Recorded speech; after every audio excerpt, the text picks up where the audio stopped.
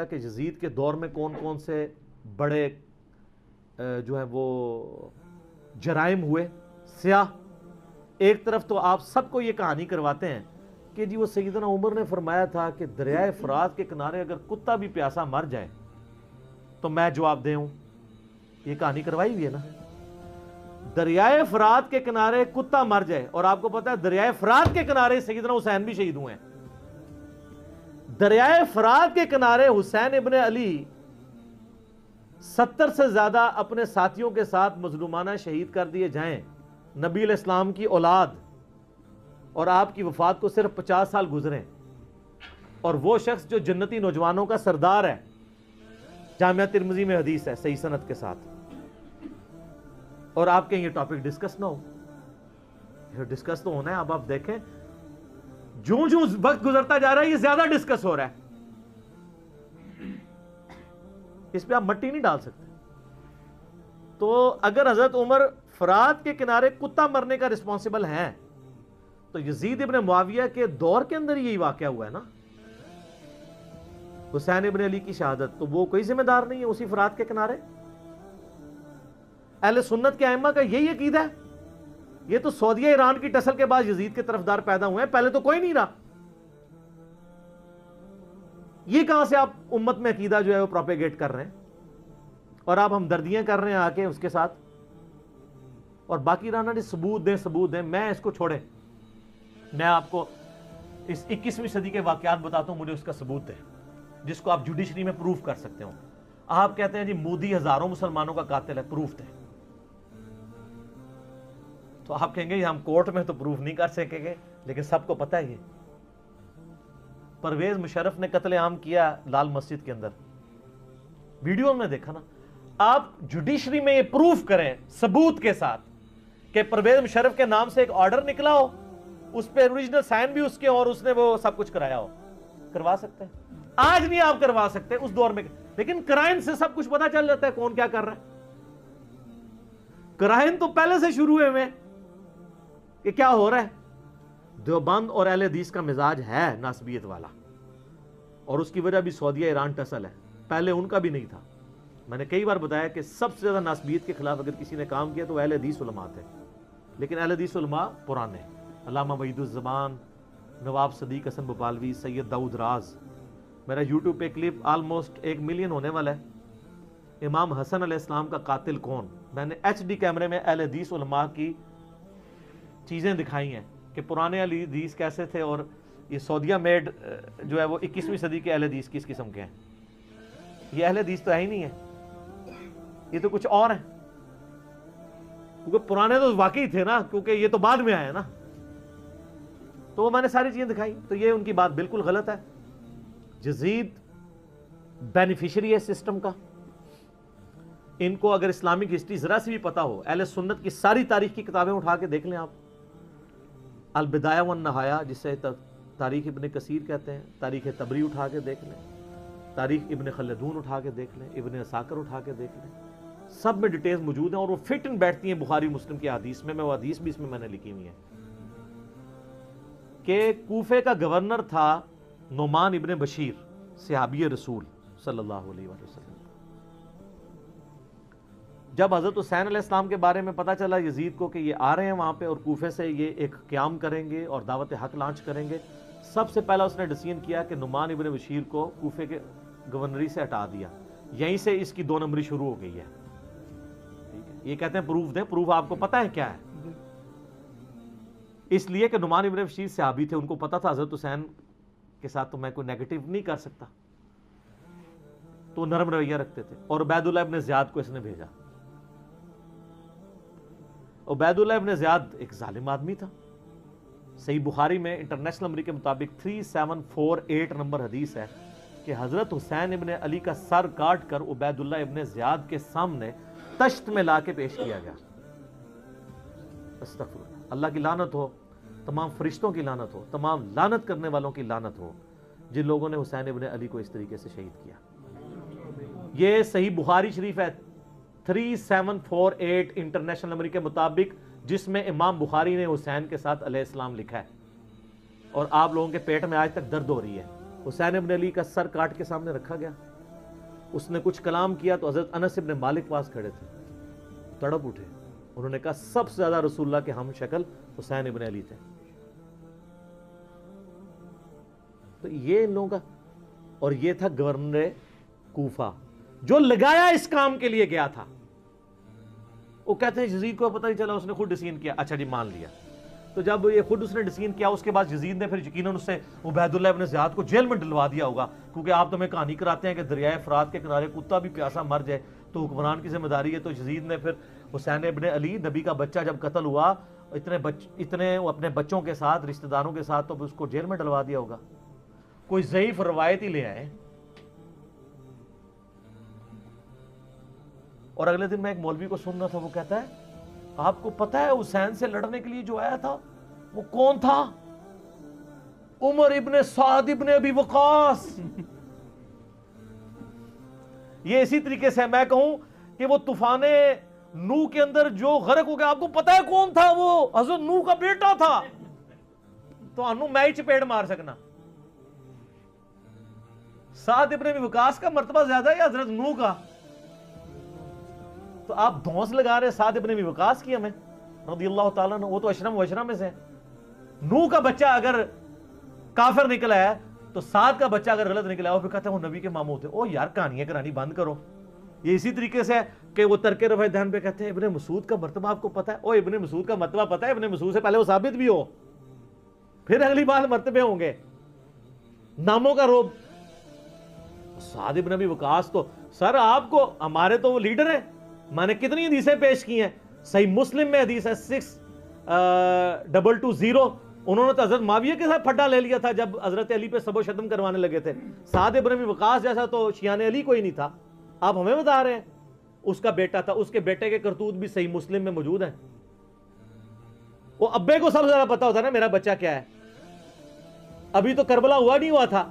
صحیح مسلم اٹھا کے آپ جا کے نا عمر ابن سعد لکھیں اور صحیح مسلم کو سلیکٹ کریں تو حدیث آئے گی کہ حضرت سعد ابن ابی وقاص بیٹھے ہوئے تھے، ان کے سامنے ایک اونٹ سوار آیا. تو ساتھی کہتے ہیں کہ حضرت سعد ابن وقاص نے کہا اے اللہ اس اونٹ سوار کے شر سے میں تیری پناہ میں آتا ہوں. اور جب وہ اترا تو ان کا بیٹا تھا عمر ابن سعد. سعد ابن وقاص تو اپنی زندگی میں اپنے بیٹے کو شیطان کی طرح سمجھتے ہوئے وہ اللہ کے حضور جو ہے وہ پناہ مانگا کرتے تھے. اور دیکھ لیں سعد کی پھر کرامت ویژن دیکھ لیں. اور وہ آگے کہتے ہیں ابا جی سارے لوگ خلافت میں، آپ بھی کوئی حصہ لے لیں، کوئی گورنر شورنر بن جائیں. شروع تو ہی لالچی سی اور اسی کو رہ کی لالچ دی تھی. میں بتا رہا ہوں تاریخ اسلام میں جو جو باتیں ہیں نا آل امیہ کی بدماشیوں کو ہائی لائٹ کرتی ہیں، فٹ ان بیٹھتی ہیں بخاری مسلم میں. یہ لشکر لے کے آیا تھا حضرت حسین ابن علی کے خلاف لالچ میں. اس کا اثر کیا ہوا بعد میں؟ تو یہ پورا پلان ہوا تھا. اور اگر کہتے ہیں نہیں یہ حادثاتی طور پہ ہو گیا تو بعد میں پھر سزا دینی چاہیے تھی. کوئی سزا نہیں دی ہے. الٹا اس کے اوپر آپ کو پتا ہے مدینے والوں نے بیعت توڑ دی تھی یزید کی. حالانکہ وہ پہلے بھی تلوار کے زور پہ لی تھی حضرت معاویہ نے رضی اللہ تعالیٰ عنہ. ہم تو رضی اللہ عنہ ہی کہیں گے، ہماری مجبوری ہے. سانو نبی دا منہ ماردا ہے، تو انو نبی دا منہ نہیں ماردا. تو آج تک یزید دی وکالت کر رہے ہو، لیکن ہم صرف نبی علیہ السلام کو دیکھنے کی وجہ سے احترام کرتے ہوئے رضی اللہ عنہ کہہ دیتے ہیں. یہ فرق ہے علی کے شیعہ میں اور معاویہ کے شیعہ میں. علی کے شیعہ پھر ایسے ہوتے ہیں، شیعہ پولیٹیکل ٹرم میں. تو اہل مدینہ نے بیعت توڑ دی. جو یہ پیش کرتے ہیں بخاری مسلم سے کہ عبداللہ بن عمر لوگوں کو سمجھاتے تھے یزید کی بیعت نہ توڑو. تو وہ جو جن لوگوں کو سمجھا رہے تھے انہوں نے انجینئر صاحب کی ویڈیوز دیکھ کے بیعت توڑی تھی. وہ کون تھے؟ وہ بریلوی تھے، دیوبندی تھے، اہل حدیث تھے، شیعہ تھے؟ کون تھے؟ صحابہ اور تابعین تھے جو بیعت توڑ رہے تھے. تو اس سے یہ بھی تو ثابت ہوتا ہے جس طرح آپ کہتے ہیں جی وہ پگڑی پہ مسا ہو جاتا ہے تو پھر جرابوں پہ بھی ہو جائے گا، کیونکہ پگڑی بھی کپڑے کی ہوتی ہے، جرابیں بھی کپڑے کی. تو اس سے پگڑی بھی تو ثابت ہوتی ہے. آپ تو ننگے سر نماز پڑھتے ہیں، آپ تو لال رومال رکھتے ہیں، تو پگڑی بھی تو ثابت ہوتی ہے. تو وہ جو بیعت توڑ رہے تھے وہ کون تھے؟ صحابہ اور تابعین تھے. حضرت ابن عمر ان کو روکتے تھے، اس لیے روکتے تھے کہ ان کو پتا تھا کہ جب یہ بیعت توڑیں گے تو ان کے ساتھ وہی کچھ ہوگا. اور اسی وجہ سے حضرت حسین کو بھی ابن عمر سمجھایا کرتے تھے. میرا یوٹیوب پہ کلپ بھی ہے یہ جو ایک انہوں نے ایک اور چھوڑی ہوئی ہے نا بات کہ جی وہ حضرت حسین نے 3 شرائط رکھ دی تھی. اتنی بڑی کہانی کرائی ہے. اس کے اوپر میرا کلپ موجود ہے، میں تو اس پہ گھنٹوں زبانی بول سکتا ہوں۔ تو پھر جب وہ بیعت توڑی ہے تو اس نے مدینے کے اوپر چڑھائی کروا کے واقعہ ہررا ہوا، بخاری مسلم میں درجنوں حدیث ہے، کس طرح قتل و غارت ہوا، عورتوں کی عصمت دری ہوئی، اور پھر ساتھ ہی اس کے بعد خانہ کعبے کے اوپر چڑھائی کی، کیونکہ عبداللہ ابن زبیر بھی نہیں بیعت کر رہے تھے یزید کی، خانہ کعبہ کا غلاف اور ایک دیوار ڈیمیج ہو گئی، پھر یزید مر گیا، تو پھر حضرت ابن زبیر نے کہا تمہارا شیطان مر چکا ہے، واپس جاؤ، پھر وہ واپس گئے، پھر 9 سال تک ابن زبیر نے خلافت قائم کی مکے کے اندر اور مدینے کے اندر۔ حضرت حسین ابن علی کے بعد ان کو خلافت کا ایک موقع ملا۔ تو اس طریقے سے یہ چیزیں بالکل کلیئر ہیں، لیکن وہ بات میں مولانا اسحاق صاحب والی کروں گا کہ بات اس لیے سمجھ نہیں آتی کہ آپ یزید سے شروع کرتے ہیں۔ جب تک آپ بات پیچھے سے شروع نہیں کریں گے آپ کو بات سمجھ نہیں آئے گی۔ اگر آپ 1857 کی جنگ آزادی کو نہیں سمجھیں گے آپ کو 1947 میں 2 قومی نظریہ سمجھ میں نہیں آئے گا، اور جب تک 1947 میں مسلمانوں کی قربانیوں سے جو ملک بنا ہے وہ آپ نہیں سمجھیں گے تو آج آپ کو نہیں سمجھ آئے گی کہ پاکستانی عوام کیوں اسلامی نظام یہاں پہ چاہ رہے ہیں۔ اس لیے کہ وہ کہتے ہیں ہمارے بزرگوں نے پاکستان بنایا اس لیے تھا کہ پاکستان کا مطلب کیا، لا الہ الا اللہ۔ یہ سیکولر اینکر بیٹھ کے جو باتیں کر رہے ہیں ان کو یہ کیسے سمجھ آئے جب تک آپ پیچھے نہیں چلیں گے؟ اگر آپ مشرف کے دور سے شروع کریں گے تو آپ کو نہیں سمجھ آئے گا کہ ملک سیکولر ہے یا اسلامی ہونا چاہیے، پیچھے چلنا پڑے گا۔ یزید کے دور سے آپ کو یہ کہانی سمجھ نہیں آئے گی جب تک آپ پیچھے نہیں چلیں گے، اور پیچھے جانے کے لیے آپ کو یہ پڑھنا پڑے گا۔ پہلا سیاہ کارنامہ 61 ہجری میں آپ صلی اللہ علیہ وسلم کی وفات کے بعد 50 سال کے بعد عبید اللہ ابن زیاد کو گورنر لگا کر اس کے ذریعے سیدنا حسین ابن علی رضی اللہ تعالی عنہ کو شہید کروایا۔ 18 اہل بیت میں سے اور 54 لوگ دوسرے شہید ہوئے واقعہ کربلا کے دوران، ٹوٹل 72 لوگ۔ اور اس کا ذکر صحیح بخاری میں انٹرنیشنل نمبر کے مطابق 3748 نمبر حدیث میں موجود ہے، اور صحیح مسلم میں 6309 نمبر حدیث کے اندر بھی موجود ہے کہ جب حضرت حسین کے قتل کے بعد حضرت امام زین العابدین علی ابن حسین رحمہ اللہ تعالی جب مدینہ شریف آئے تو ان کے ہاتھ میں حضور کی تلوار تھی جو حضرت علی کے پاس تھی، اس کے بعد مولا حسین کے بعد تھی، مولا حسین کے بعد زین العابدین کے پاس آئی۔ صحیح مسلم 6309۔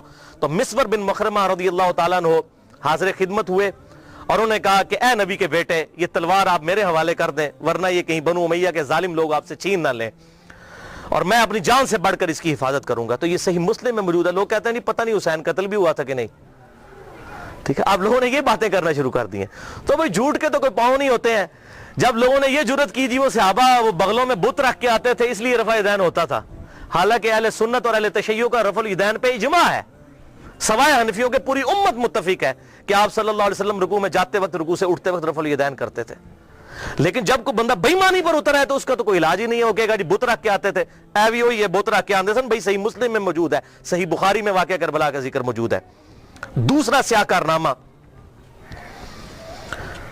اور ادھر میں یہ بات کر دوں، بعض لوگ کہتے ہیں حضرت حسین جو ہے وہ یزید کی بیعت کے لیے جا رہے تھے اور انہوں نے کہا میری 3 شرائط ہیں، یا تو مجھے اجازت دو میں یزید کے ہاتھوں میں ہاتھ دے دوں، یا مجھے کسی مسلمان سرحد پر بھیج دو، یا مجھے واپس جانے دو۔ خدا کے لیے بھائی یہ بات ہوتی تو بنو امیہ نے لوڑیاں ڈالنی تھی کہ حضرت امیر معاویہ رضی اللہ تعالیٰ عنہ پوری زندگی حضرت حسین سے وہ بیعت نہیں لے سکے اپنے بیٹے کے لیے جو انہوں نے اپنی وفات سے 4 سال پہلے لینا شروع کر دی تھی، اور یہ عبید اللہ ابن زیاد نے حضرت حسین کو اگر منوا لیا تھا تو اس کو تو سونے میں تولنا تھا یزید نے کہ بھی آپ نے بڑا کارنامہ کیا ہے۔ کدھر یہ جھوٹ ہے۔ انصاب الاشراف کتاب سے یہ پیش کرتے ہیں، شیخ زبیر لیزئی صاحب نے پوری تحقیق لکھی ہے کہ یہ کتاب ہی ثابت نہیں صحیح سند کے ساتھ، اور اس کتاب میں تو ایسی ایسی حدیثیں ہیں کہ کئی صحابہ کا ایمان ہی ثابت نہیں ہوگا اگر اس کتاب کو انصاب الاشراف کو پیش کریں۔ اور یہ جو روایت ہے وہ روایت بھی منقطع ہے۔ حلال بن صاف یہ بیان کرتے ہیں ان کا واقعہ کربلا میں ہونا ثابت نہیں ہے، اور منقطع روایت کوئی حجت نہیں ہوتی ہے، تو یہ کتاب بھی ثابت نہیں، بالکل جھوٹ ہے۔ پوری امت بیعت کر لیتی، حضرت حسین بیعت نہ کرتے اس وقت تک ان کو سکون نہ آتا۔ کیوں؟ حسین کا بیعت کرنے کا مطلب تھا کہ آل محمد نے بنو امیہ کی بدماش حکومت کو اسلامی حکومت تسلیم کر لیا ہے۔ اس لیے آپ دیکھیں ایک حسین نے بیعت نہ کی تو یار کیا ہوا، کوئی فرق نہیں پڑتا، چھوڑ دو، حضرت سعد ابن عبادہ نے، بخاری مسلم میں آتا ہے کہ حضرت ابوبکر اور عمر کی بیعت نہیں کی، تو کیا حضرت ابوبکر نے ان کو قتل کروا دیا تھا؟ نہیں. 6 مہینے تک حضرت علی نے بھی بیعت نہیں کی، بخاری اور مسلم میں آتا ہے، کیا قتل کروا دیا؟ تو یہ بات کرنا بڑا آسان ہوتا ہے، ایسے معاملات ہوتے نہیں ہیں. حق بات وہی ہے جو کتابوں کے اندر لکھی ہے، باقی لوگ جتنی باتیں کرتے ہیں وہ سب جھوٹی کہانیاں ہوتی ہیں. تو یہ دوسرا سیاہ کارنامہ یہ تھا کہ جب حضرت حسین کو شہید کیا گیا تو ظاہر ہے امت میں کوہرام مچ گیا. تو جن لوگوں نے تلوار کے زور پر بیعت کی ہوئی تھی، دبے ہوئے تھے، وہ بھی میدان میں اترے. انہوں نے کہا کہ ہم یزید ابن معاویہ کی بیعت توڑ کے اس کو پھینک دیتے ہیں. سب سے پہلے اہل مدینہ نے بغاوت کی، اور صحیح مسلم میں کتاب الامارہ چیپٹر میں موجود ہے یہ چیز، امارت کے بیان والے چیپٹر میں صحیح مسلم کے اندر.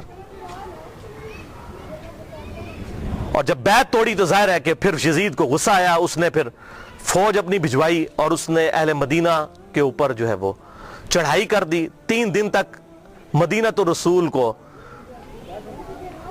حلال ٹھہرا لیا کہ وہ حضرت عثمان غنی رضی اللہ تعالیٰ عنہ جنہوں نے شہادت گوارا کر لی، لیکن مدینہ میں اپنے دفاع میں تلوار نہیں اٹھنے دی کہ مدینہ تو رسول میں میری وجہ سے خون نہ گرے. اس یزید ظالم شخص نے مدینہ پر حملہ کروایا اور قتل عام مسلمانوں کا کروایا. صحیح بخاری میں کتنی حدیثیں میں ان کے حوالے دے دیتا ہوں. صحیح بخاری میں 2604، 2959، 4024، 4906 یہ صحیح بخاری میں ہے. صحابہ کا قتل عام کروایا. یہ کہتے ہیں صحابہ کے گستاخ، اور جنہاں دے چمچے ہونا سب تو بڑے گستاخ او جے صحابہ دے جنہاں نے صحابہ نو قتل کیتا جے. گالی دینا تے چھوٹا جرم ہے، قتل کروانا بڑا جرم ہے. اور گالی بھی میں نے بتا دیا انہوں نے شروع کروائی ہوئی ہیں. یہ ساری بدعتیں بنو امیہ کی شروع کی ہوئی ہیں، ممبروں پر حضرت علی پر لعنت کرنا اور صحابہ کو قتل کرنا. اور صحیح مسلم میں 3339، 3319، 3323 سے لے کر 3333 تک یہ 15-20 احادیث ہیں جن کا لب لباب یہ ہے کہ آپ صلی اللہ علیہ وسلم نے ارشاد فرمایا جس نے اہل مدینہ کو ڈرایا، اہل مدینہ کو دھمکایا، یا مدینہ میں بدعت کو جاری کیا، مدینہ والوں پر ظلم کیا، اس پر اللہ کی لعنت، اللہ کے فرشتوں کی لعنت اور تمام لعنت کرنے والوں کی لعنت. کہتے ہیں یزید پر لعنت نہ کریں. ہم کسی کلمہ گو اہل قبلہ کے اوپر لعنت کے قائل نہیں ہیں. آپ صلی اللہ علیہ وسلم نے ہمیں منع کیا ہے، لیکن اس کا یہ مطلب نہیں کہ وہ لعنت کا اہل نہیں ہے. لعنت خود بخود ہو جائے گی. قرآن میں آیا لعنت اللہ علی الکاذبین، جھوٹوں پر اللہ کی لعنت. آپ میرے سامنے واضح جھوٹ بولیں، میں آپ کو لعنتی پھر بھی نہیں کہہ سکتا، حالانکہ آپ لعنت کے مستحق ہو رہے ہوں گے. جھوٹ بول کے خود بخود مستحق ہوں گے لعنت کے. اسی طریقے سے سورہ محمد کی آیت نمبر 22 اور 23 میں آتا ہے جو لوگ فساد فی الارض کرتے ہیں، زمین میں قتل ناحق کرتے ہیں، ان پر اللہ تعالیٰ کی لعنت ہوتی ہے. تو قرآن میں لعنت آئی ہے ظالموں کے اوپر، تو ہمیں تو بھیجنے کی ضرورت ہی نہیں. خود بخود جسے فٹ اسے گفٹ، جو ایسا کام کرے گا وہ خود لعنت کا مستحق ہو جائے گا. ہم کیوں لعنت بھیجیں، وہ خود بخود لعنت کے مستحق ہو گیا. وَلِعَاذُ بِاللَّهِ تَعَالَى. اور اسی واقعہ، اس کو واقعہ حرہ کہتے ہیں، جس میں اہل مدینہ کو لوٹا گیا. اور یہاں تک کہ حافظ ابن کثیر جو آخری درجے تک اہل شام کا دفاع کرتے ہیں، لیکن یہاں پر وہ بھی تڑپ اٹھے اور انہوں نے کہا کہ یہ یزید نے جو ظلم ڈھایا، 1000 صحابیات اور تابعیات بغیر شادی کے حاملہ ٹھہری. زنا کیا یزید کی فوجوں نے. 3 دن تک مسجد نبوی میں گھوڑے باندھے وہاں پر پیشاب کرتے رہے اور مسجد نبوی میں نماز نہیں ہوئی. اور حتیٰ کہ پھر حافظ ابن کثیر تڑپ اٹھے جب مختار سقفی نے 22,000 قاتلین حسین کو ایک ایک لسٹ بنا کر قتل کیا، تو ابن کثیر کہتے ہیں کہ اس نے مسلمانوں کے دل ٹھنڈے کر دیے. ایک تو توابون کھڑے ہوئے 4000 کے قریب، لیکن وہ عبید اللہ ابن زیاد کا مقابلہ نہیں کر سکے. بعد میں مختار سقفی نے جس طریقے سے ان کو قتل کیا جو حضرت حسین کے خلاف کھڑے ہوئے تھے. اور آپ دیکھیں اس کا سرغنہ کون تھا؟ عمر ابن سعد ابن ابی وقاص، جنتی صحابی کا بیٹا. حضرت نوح علیہ السلام پیغمبر سے بیٹا کیا نکلا؟ کافر. کہتے نہیں صحابہ کی اولاد، او بھئی نبی کی اولاد سے بڑھ کر کون ہو سکتا ہے؟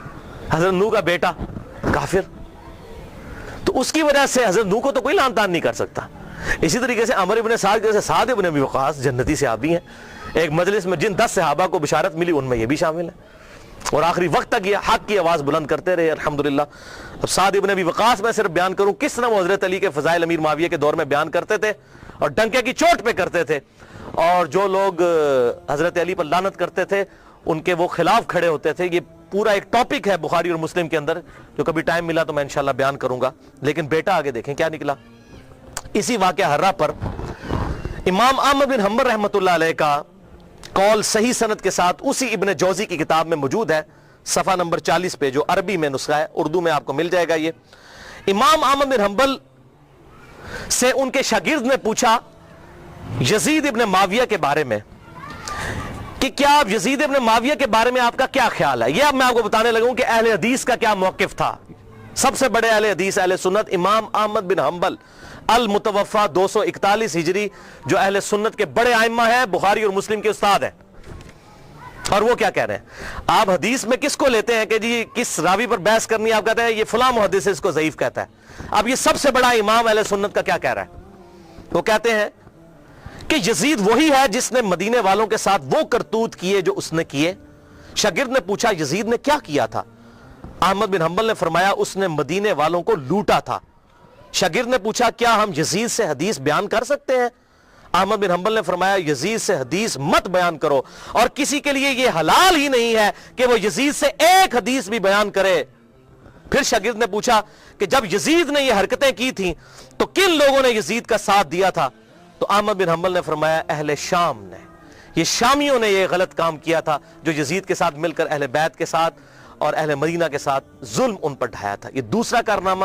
اور تیسرا سیاہ کارنامہ 64 ہجری میں اسی دوران حضرت عبداللہ ابن زبیر رضی اللہ تعالیٰ عنہ، یہ وہ صحابی ہیں جن کے بارے میں صحیح بخاری میں آتا ہے جب مسلمان ہجرت کر کے مدینہ شریف آئے تو یہودیوں نے کہا ہم نے مسلمانوں پر بندش کر دی ہے، ان کے گھر اب اولاد نہیں ہوگی. تو سب سے پہلے بیٹا پیدا ہوا حضرت ابو بکر کا نواسا عبداللہ ابن زبیر، حضرت عائشہ کی جو بہن تھی اسما بنت ابی بکر ان کا بیٹا عبداللہ ابن زبیر.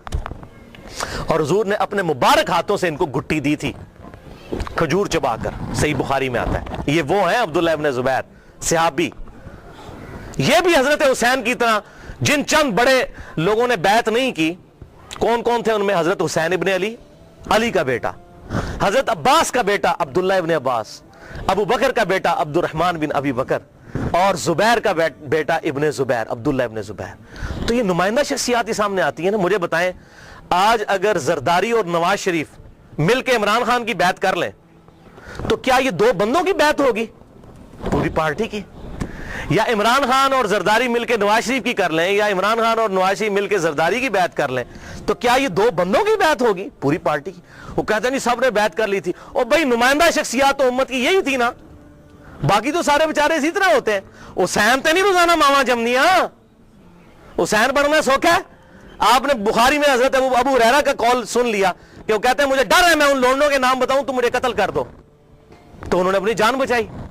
جان بچانا بھی فرض ہے، لیکن اعلیٰ ترین درجہ یہ ہے جو صحیح مسلم میں حدیث ہے انٹرنیشنل نمبر کے مطابق 177 نمبر حدیث صحیح مسلم کتاب الایمان میں کہ برائی جب دیکھو تو ہاتھ سے روکو. ہاتھ سے نہیں روک سکتے، زبان سے، نہیں تو کم از کم دل میں برا جانو. لیکن ذالک اضعف الایمان، یہ ایمان کا سب سے لوئسٹ درجہ ہے. تو حضرت حسین لوئسٹ درجے پر تو نہیں تھے بھائی. جس کے جینز پروفٹ کے جینز ہوں، جس کا بلڈ اور خون نبی کا خون ہو، وہ لوئسٹ درجے پر ایمان رکھے گا؟ وہ تو آگے بڑھ کر باطل کا مقابلہ کرے گا. یہی وجہ ہے کہ حضرت حسین جو ہیں انہوں کو یہ ٹائٹل ملنا تھا. اور یہ بھی آپ بات یاد رکھیں حضرت حسین نے حضور کی زندگی میں کیا کارنامہ کیا ہے. 6.5 سال عمر تھی، حضور صلی اللہ علیہ وسلم کی وفات ہو گئی. کارنامہ کرنا تھا. اسلام تقوی کی بنیاد پہ کسی کو ٹائٹل دیتا ہے، ان اکرمکم عند اللہ اتقاکم. حضرت حسین نے کون سا کارنامہ کیا تھا؟ کارنامہ بھائی کرنا تھا. جنتی نوجوانوں کا ٹائٹل اس لیے ملا کہ انہوں نے وہ کام کرنا تھا کہ جب امت سو چکی ہوئی تھی انہوں نے امت کو جگایا. اور ایسی بھی امت جاگی کہ آج تک جب بھی کہیں پر ظلم ہوتا ہے حسین کی مثال پیش کی جاتی ہے. لوگ کہتے ہیں کیا ہوا جی، حسین کے ساتھ بھی تو 72 لوگ تھے نا. اگر ہم تھوڑے ہیں، سورہ نحل میں آیا کہ ابراہیم علیہ السلام اکیلے ہی پوری امت تھے. حق تھوڑا ہو، حق حق ہے، باطل باطل ہے، چاہے وہ کثرت میں کتنا ہی زیادہ ہو. ٹھیک ہے، تو یہ بات آپ سمجھیے اس حوالے سے. تو عبداللہ ابن زبیر نے بھی بغاوت کی. انہوں نے حجاز، مکہ، مدینہ اور پورے ایریے پر انہوں نے اپنی خلافت قائم کر لی اور یزید صرف شام تک رہ گیا. تو پھر یزید نے عبداللہ ابن زبیر رضی اللہ تعالیٰ عنہ کو قتل کرنے کے لیے اور ان کی حکومت کو ختم کرنے کے لیے جو خلافت تھی، اپنے گورنروں کو بھیجا، سپہ سالاروں کو بھیجا. 64 ہجری کا یہ واقعہ ہے. اور یہ صحیح مسلم میں انٹرنیشنل نمبر کے مطابق 3245 صحیح مسلم 3245 نمبر حدیث ہے کہ ابن زبیر پر جب حملہ کیا اس دوران خانہ کعبہ کو منجنیق سے پتھراؤ کیا گیا, غلاف کعبہ بھی جل گیا. 3245 صحیح مسلم. یہ کرتوت ہیں, کہتے ہیں جی وہ تو یہ تھے جنتی تھے, وہ بھی میں پول کھولنا کہڑے پاس جنتی سی ہو. صحیح مسلم 3245 خانہ کعبہ کو جلا دیا. لیکن پھر اس دوران پہلے واقعہ کربلا, اس کے بعد واقعہ حرہ ہوا, اور پھر ابن زبیر پہ جب حملہ کیا اسی دوران یزید مر گیا 64 ہجری کے اندر. جب مرا تو پھر ابن زبیر نے اسی جنگ کے دوران وہ مر گیا. ابن زبیر نے کہا کہ جاؤ اپنے شیطان کی خبر لو, وہ مر گیا. تو پھر اس کی فوج تتر بتر ہو گئی. پھر 9 سال تک خلیفہ رہے اس پورے ایریے کے اوپر عبداللہ ابن زبیر.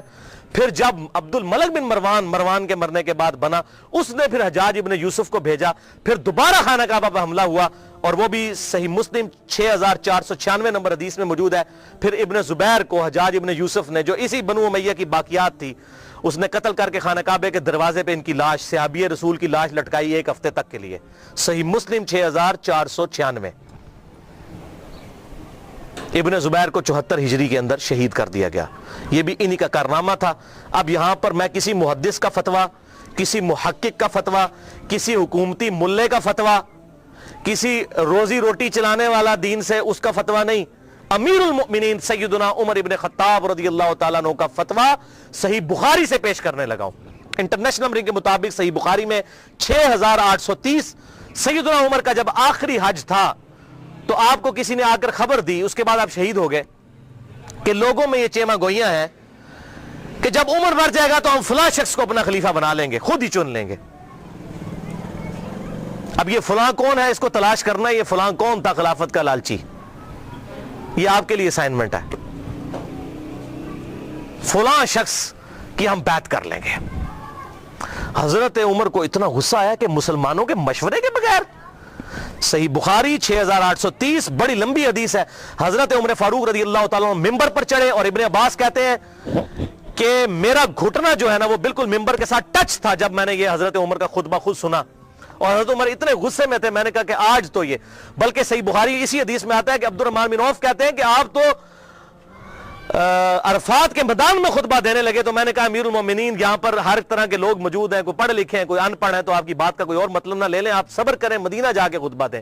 تو مدینہ شریف جا کر پہلا کام حضرت عمر نے خطبہ دیا 6830, بڑی باتیں ارشاد فرمائی, اور پھر اس میں ارشاد فرمایا ورڈ بائی ورڈ, لفظ بائی لفظ حضرت عمر کے الفاظ. صحیح بخاری 6830.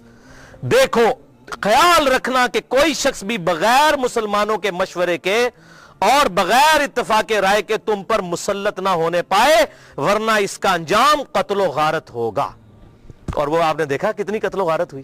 حضرت حسین کو شہید کیا گیا, واقعہ حرہ ہوا, پھر خانہ کعبہ کو جلایا گیا. پیچھے کیا رہ گیا؟ مکے کی حرمت پامال, مدینے کی حرمت پامال, اہل بیت کی حرمت پامال.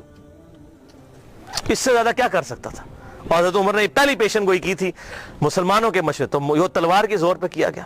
وہ میرا پورا لیکچر سن لیں, صحیح بخاری کے اندر موجود ہے حدیث, اور کتابوں کے اندر, کہ تلوار کے زور پر زبردستی بیعت لی گئی, اور صحابہ نے مخالفت کی, لیکن نہیں کسی کی سنی گئی. وَلِعَاذُ بِاللَّهِ تعالی. یہ تو تھے 3 سیاہ کارنامے. اب آخر میں یزید ابن معاویہ کے چمچے جو آج کل دنیا میں موجود ہیں, ظاہر حق اور باطل ہمیشہ رہے گا, وہ 3 جھوٹے دفاع اس کی طرف سے کرتے ہیں. اب ان چیزوں کا تو ان کے پاس جواب نہیں ہے نا, تو کہتے ہیں یہ تو ہے ٹھیک ہے, لیکن اس کی فضیلتیں بھی آئی ہیں. وہ میں پوسٹ مارٹم کرنے لگا ہوں کس طرح وہ امت کو دھوکہ دیتے ہیں. لیکن ایک دفعہ دروشی پڑھ لیجئے. اللہم صلی علی محمد وعلی آل محمد کما صلیت علی ابراہیم وعلی آل ابراہیم انک حمید مجید. اللہم بارک علی محمد وعلی آل محمد کما بارکت علی ابراہیم وعلی آل ابراہیم انک حمید مجید.